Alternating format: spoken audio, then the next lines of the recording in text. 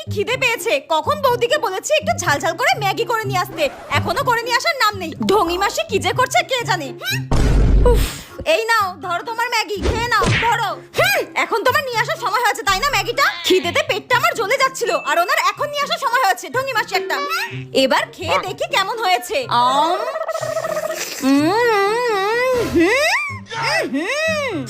ছি ছি ছি ছি, একটা সামান্য ম্যাগিও করতে পারো না তাই না?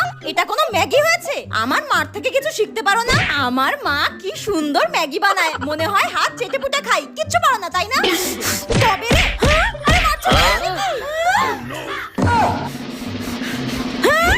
তুমি আমাকে মারলে কেন? তোমার মাই আমাকে সেদিনকে গল্প করেছিল যে তোমার ননদ যখন ছোটবেলায় খেতে চাইতো না, চুলের মুঠি ধরে নাড়িয়ে দিতাম, টপ টপ করে খেয়ে নিত। আর সেটাই তোমার উপরে এখন আমি অ্যাপ্লাই করলাম। মা এটা কেন বললো? তুমি ভালো লাগে না? যত সব।